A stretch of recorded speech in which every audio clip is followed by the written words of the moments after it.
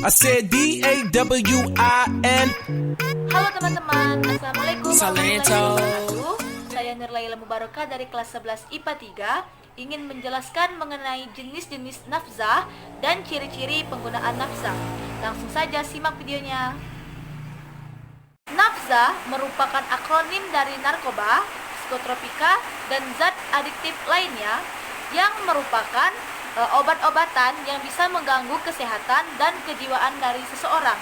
Tentu saja, nafzah pasti memiliki banyak jenisnya. Teman-teman ingin tahu jenis-jenis dari nafzah? Yuk kita mulai dari yang pertama.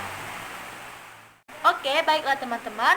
Yang pertama yaitu narkotika, di mana menurut UU nomor 22 tahun 1997, narkotika dikelompokkan dalam 3 golongan. Yakni yang pertama yaitu narkotika golongan 1, di mana ditujukan untuk pengembangan ilmu pengetahuan dan tidak ditujukan untuk pengembangan terapi. Dan narkotika jenis 1 ini sangat besar pengaruhnya, di mana ia mengakibatkan ketergantungan yang sangat besar bagi pengguna yang menggunakan narkotika jenis 1 ini. Contohnya heroin, kokain, dan ganja.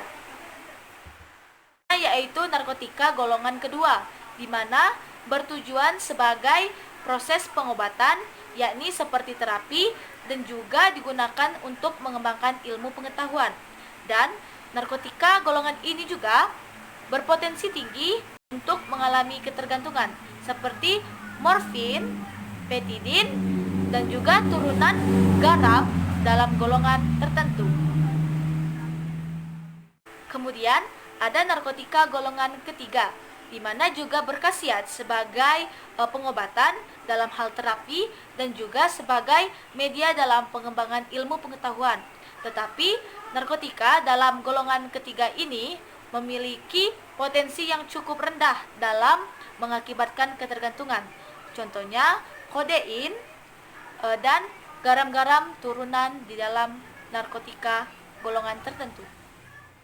Selanjutnya yaitu jenis-jenis nafzah yang kedua, yaitu psikotropika, di mana menurut UU nomor 5 tahun 1997, psikotropika dikelompokkan menjadi 4 golongan, yakni yang pertama psikotropika golongan 1, yang ditujukan untuk pengembangan ilmu pengetahuan dan tidak ditujukan untuk terapi. Dan pada psikotropika golongan 1 ini sangat amat memiliki potensi yang paling tinggi untuk mengalami ketergantungan.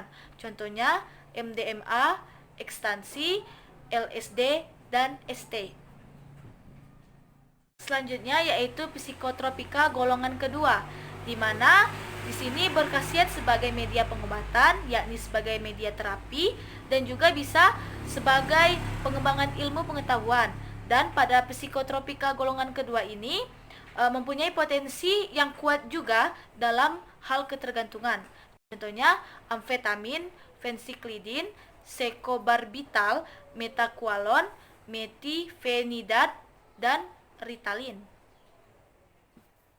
Kemudian yakni psikotropika golongan ketiga adalah psikotropika yang digunakan dalam proses pengobatan, yakni dalam hal terapi, dan juga digunakan dalam pengembangan ilmu pengetahuan, di mana pada golongan ini memiliki potensi yang sedang dalam mengakibatkan hal ketergantungan.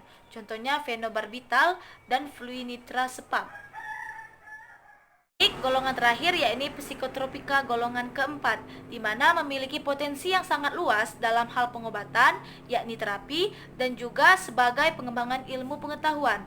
Dan dalam psikotropika golongan keempat ini memiliki potensi yang rendah dalam mengakibatkan ketergantungan. Contohnya diazepam dan clobazam.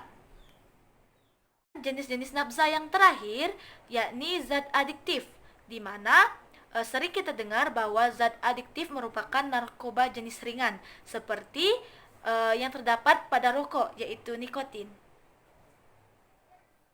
Baiklah teman-teman, setelah kita mengetahui tadi mengenai jenis-jenis dari nafzah, sekarang saya akan menjelaskan mengenai ciri-ciri orang yang sudah kecanduan dalam penggunaan nafzah. Ciri-cirinya adalah yang pertama, pupil mata menjadi lebih kecil atau lebih besar atau bahkan tidak seperti normal. dan kemudian sering mengalami mual, muntah, bahkan demam, sering mengalami sakit kepala, dan juga nyeri di sekujur tubuh. Dan yang paling berbahaya adalah kita menjadi depresi dan menjadi kejang dan mengakibatkan kematian. Oke teman-teman, dari penjelasan yang saya sampaikan tadi, kita ketahui bahwa bahaya sekali loh dampak dari penggunaan nafza. Oleh sebab itu, kita sebagai generasi yang muda dan juga pintar harus cermat dan tanggap dalam menjauhi hal-hal yang berbau narkotika. Dan pesan dari saya untuk teman-teman sekalian harus tetap berada di rumah dan stay safe everyone. What you gonna do with that dessert?